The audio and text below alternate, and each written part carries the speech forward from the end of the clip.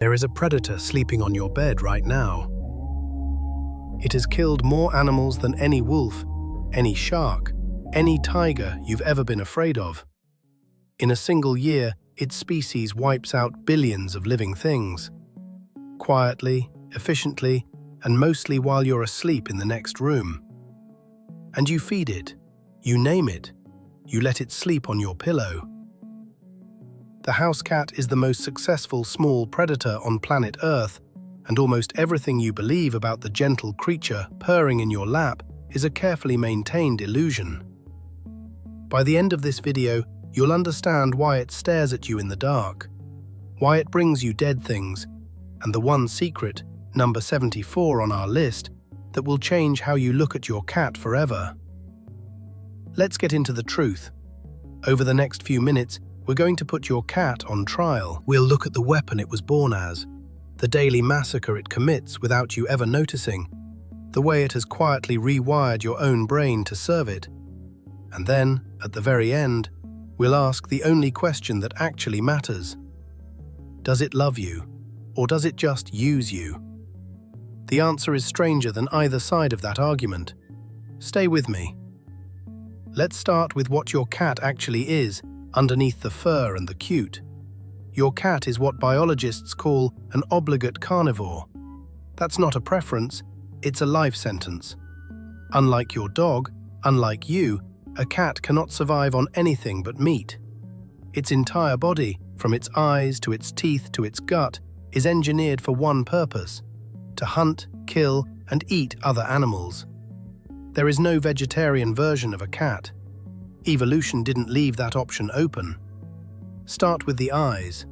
Those vertical slit pupils aren't just beautiful, they're the mark of an ambush predator. They can open incredibly wide to swallow light, letting your cat see in conditions you'd call pitch black. Behind the retina sits a mirror-like layer called the tapetum lucidum. It bounces light back through the eye for a second chance to catch it. That's why a cat's eyes glow in the dark. You're literally looking at a hunting adaptation staring back at you. Now the ears. A cat can hear frequencies far beyond what you can, up to around 64,000 Hz. That's high enough to hear the ultrasonic squeaks that mice use to talk to each other. Think about that. When a mouse whispers in a language it thinks is private, your cat is listening. Each ear rotates independently, like a radar dish, pinpointing prey to within inches in total darkness. And we haven't even reached the strangest weapon yet. Those whiskers on its face. Not decoration, they're precision instruments called vibrissae, wired directly into the nervous system, sensitive enough to detect the tiny change in air current made by a moving insect. They're also, almost exactly, as wide as the cat's own body. A built-in ruler that tells it whether it can fit through a gap without looking. And then there's the machine itself. A house cat can sprint around 30 miles an hour. It can leap up to 6 times its own body length from a standing start. It has a spine so flexible it can twist in mid-air to land on its feet, and retractable claws that stay razor-sharp because they're hidden away until the exact instant they're needed. Take everything I just described, the night vision, the radar ears, the air-reading whiskers, the spring-loaded body, and shrink a lion down to 8 pounds. That's what's sitting in your window right now, watching a bird. So what does your cat do with all that engineering? It kills, constantly, and the scale of it is almost impossible to believe. In the United States alone, scientists estimate that domestic cats kill somewhere between 1 and 4 billion birds every single year. And mammals? Between 6 and 22 billion. Not in a decade, in a year. That single study, published in the journal Nature Communications, made house cats one of the most significant human-linked killers of wildlife on the entire continent. Your fluffy little companion belongs to a species responsible, alongside habitat loss, for pushing dozens of animals off the face of the earth. Researchers have linked cats to the extinction of at least 63 species, birds, mammals, and reptiles that no longer exist, in part because of a predator we carried around the world in our ships and our homes. And here's the part that unsettles people the most. Most of that killing has nothing to do with hunger. A well-fed house cat with a full bowl will still hunt, still stalk, still kill. Because for a cat, hunting isn't about food, it's a drive, hardwired and separate from appetite. That's why an indoor cat pounces on a toy mouse it has no intention of eating. You're not watching play, you're watching a rehearsal. This is also why kittens play the way they do. Every pounce, every ambush from behind the couch, every sudden attack on your ankle. That's a young predator practicing the movements it was born to perform. The cuteness is real. It's also target practice. Which brings us to the gift. If you've ever owned an outdoor cat, you know the horror of finding a dead bird, a mouse, sometimes something still twitching, laid neatly at your door. People love to say the cat is giving you a present. The truth is debated among scientists, but one leading idea is far less flattering. In the wild, mother cats bring dead and injured prey back to their kittens to teach them how to finish the job. So when your cat drops a corpse at your feet, one interpretation is this. It may see you as a hopeless, clumsy kitten who, despite being enormous, has somehow never learned to hunt. It's not thanking you. It might be trying to teach you. Which raises a bigger question: what does your cat actually think you are? To answer that, we have to talk about how it talks to you. And that's where things get genuinely manipulative. Here's a secret most cat owners never learn. That meow your cat greets you with. Adult cats almost never meow at each other. In the wild, a grown cat is nearly silent. The meow, as you know it, is something cats developed almost exclusively to communicate with one species, us. Read that again. Your cat has a specific vocalization it uses only on humans. Over thousands of years of living alongside us, cats learned that we respond to a certain sound, so they kept it, refined it, and aimed it directly at our brains. Some researchers have found that cats even tailor the pitch of their meow to the individual person, learning which exact tone gets you out of bed to fill the bowl. Your cat isn't talking. Your cat is training you.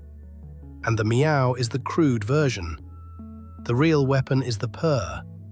We think of purring as pure contentment. But cats also purr when they're injured, frightened, or dying, which tells us it's not just happiness.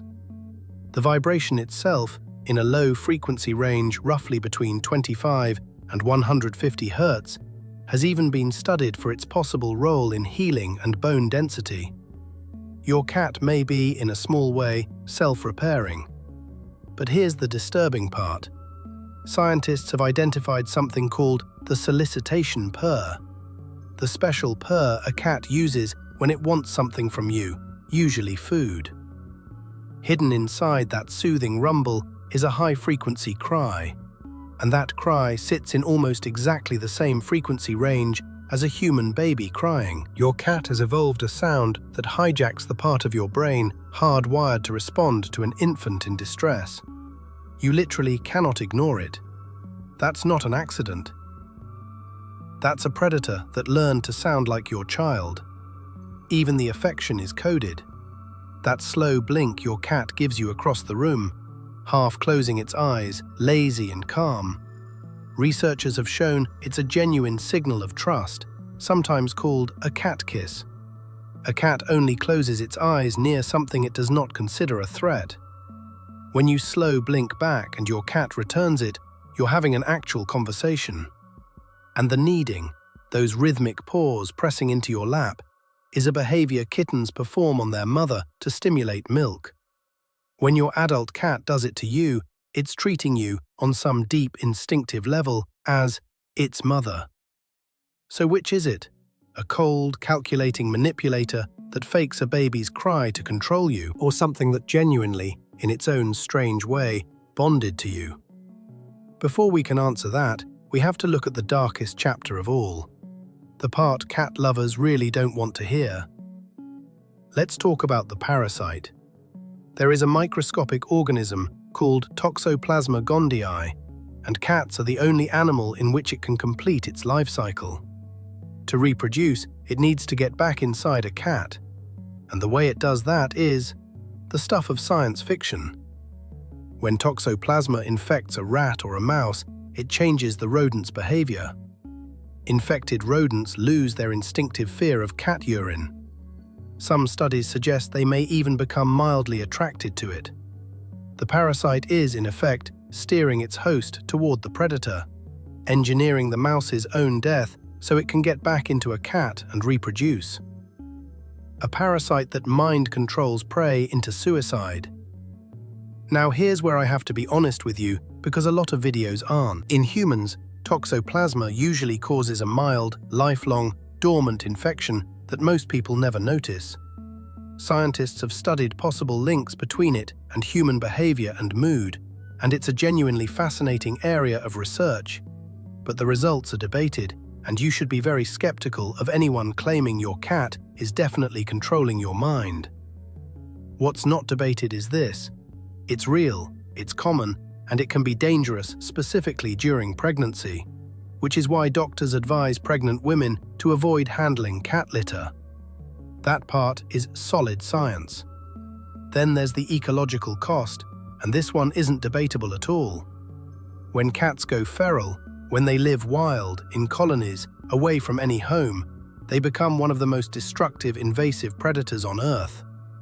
On islands especially, where native birds and reptiles evolved with no defense against a fast, silent mammal, cats have caused collapse after collapse. This is the same species curled up on your couch.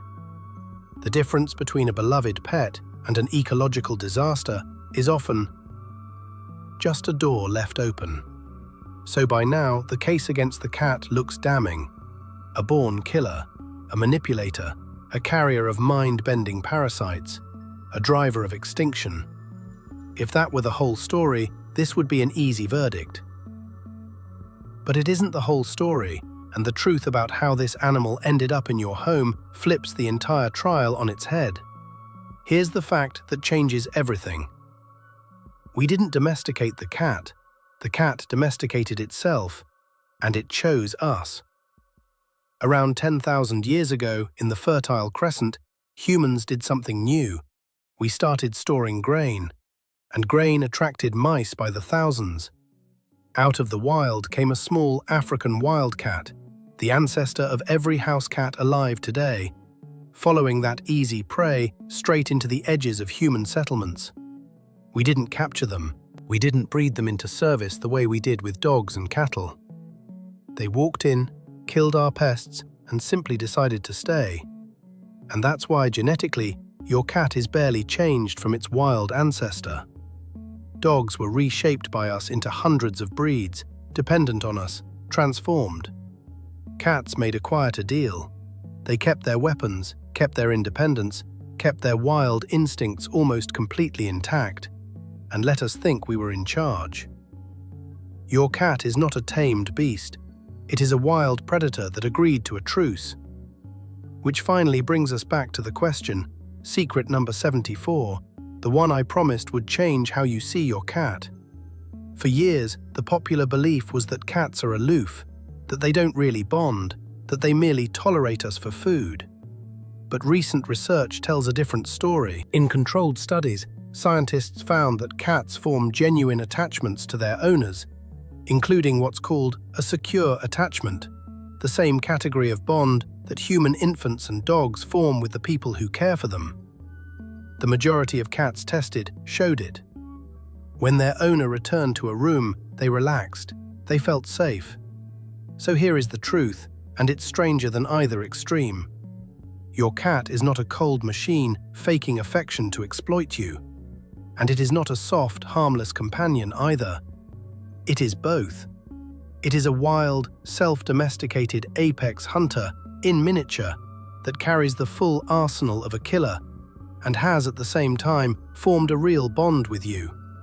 The purr is a manipulation and an expression of trust. The slow blink is instinct, and it is affection. Both things are true at once.